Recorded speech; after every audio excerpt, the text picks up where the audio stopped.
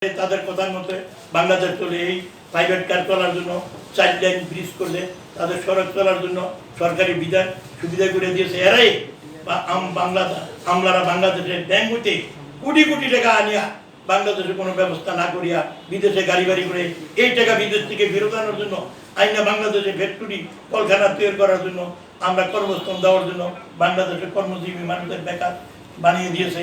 এদেরকে বিদেশের টাকা আনিয়া বাংলাদেশে আনিয়া কারখানা তৈরি করার জন্য সমস্যা সমাধান করার দাবি জানাই।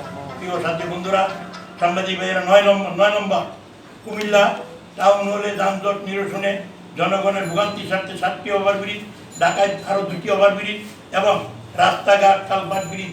রাস্তা আমরা ঘুরে দেখেন সাংবাদিক ভাইয়েরা, কোনো রাস্তা দিয়া মেইন রোড বাদে কোনো রাস্তা ভালো নাই। গাড়ি ঘরে মা বোনেরা চলে তাদের অসুবিধা হয়। ওই দলীয় ভিত্তিতে বাংলা রাস্তা সংস্কার করার জন্য আমরা দাবি জানাই। 10 নম্বর চলন্ত অবস্থায় ব্যাটারি রিক্সা শ্রমিক চালকদের সড়ক দুর্ঘটনা মারা গেলে সরকার ফান্ডেতে 1 লক্ষ টাকা আহতের জন্য সুচিকিৎসা সরকারি ফান্ডেতে দেওয়ার জন্য দাবি জানায়। প্রিয় সাংবাদিক ভাই বন্ধুরা, উপস্থিত সকলকে অভিনন্দন জানায়।